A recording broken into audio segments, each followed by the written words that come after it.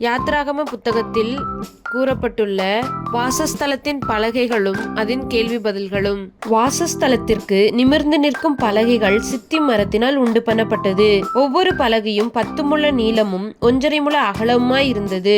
ஒவ்வொரு பலகையும் ஒன்றோடொன்று இசைந்து இருக்கும்படி 2 கழுந்துகள் இருந்தது. வாசஸ்தலத்தின் பலகைகள் எல்லாம் இப்படியே இருந்தது. வாசஸ்தலத்துக்கு செய்யப்படும் பலகைகளில் 20 பலகைகள் தெற்கே தென் திசைக்கு எதிராக நின்றது. அந்த 20 பலகைகளின் கீழே வைக்கும் 40 வெள்ளி பாதங்களும் உண்டு பண்ணப்பட்டது.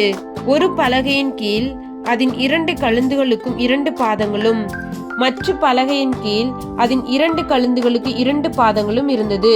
வாசஸ்தலத்தின் மறுபக்கமாகிய வடபுறத்திலும் 20 பலகைகளும் அவைகளின் கீழ் 40 வெள்ளி பாதங்களும் உண்டு பண்ணப்பட்டது. ஒரு பலகையின் கீழ் 2 பாதங்களும் மற்ற பலகையின் கீழ் 2 பாதங்களும் இருந்தது.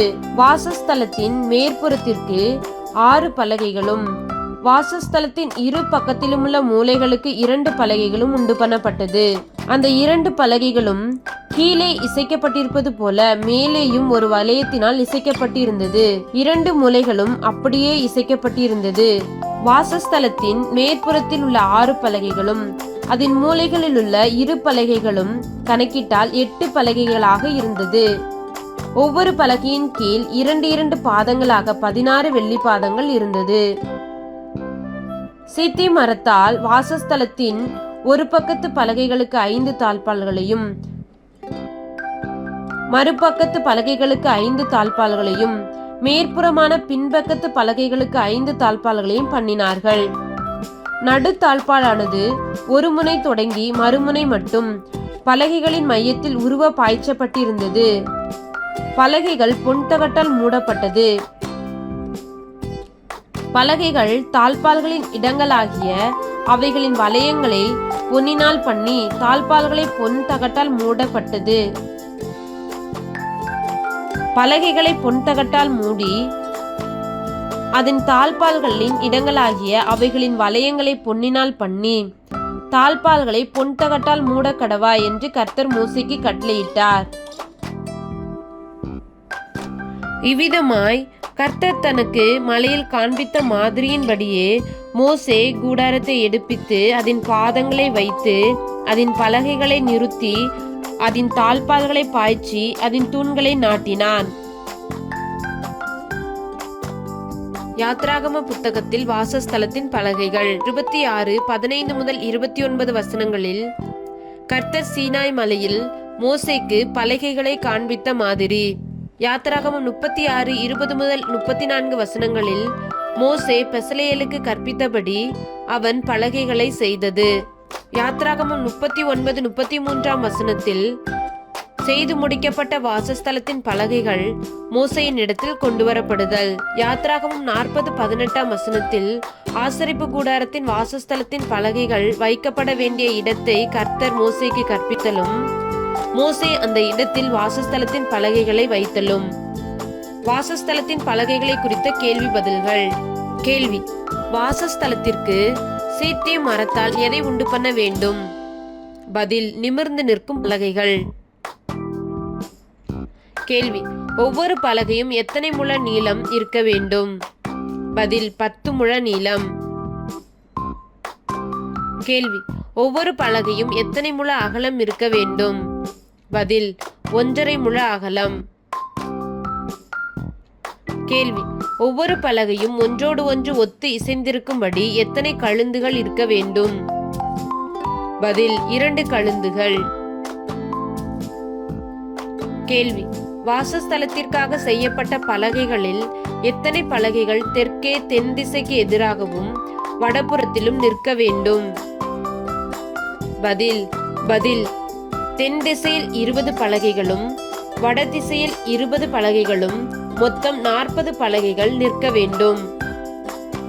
திசையிலும் வடபுறத்திலும் நிற்க வைக்கப்பட்ட 40 பலகைகளின் கீழே வைக்க எத்தனை வெள்ளி பாதங்கள் செய்ய வேண்டும்? தென் திசையில் 40 வெள்ளி பாதங்களும் வடபுறத்தில் உள்ள பலகைகளுக்கு 40 வெள்ளி பாதங்களுமாக மொத்தம் 80 வெள்ளி பாதங்கள் செய்ய வேண்டும். கேள்வி: ஒரு பலகையின் கீழ் அதன் 2 கழுந்துகளுக்கும் எத்தனை பாதங்கள் இருக்க வேண்டும்? பதில் 2 பாதங்கள்.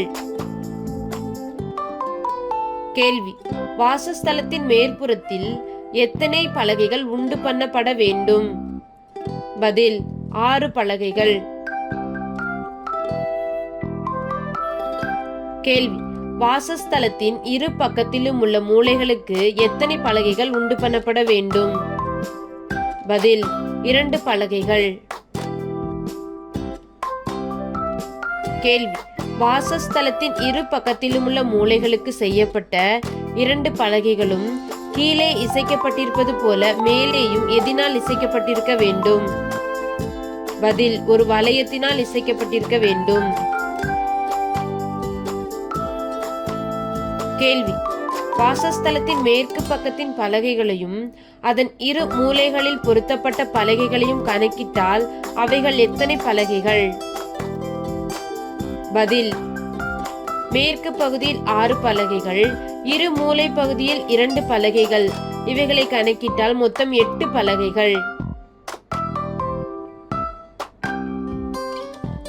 கேள்வி: வாசஸ்தலத்தின் மேற்புறத்தில் உள்ள 6 பலகைகளுக்கும் மூலைகளில் உள்ள 2 பலகைகளுக்கும் எத்தனை வெள்ளி பாதங்கள் இருக்க வேண்டும்?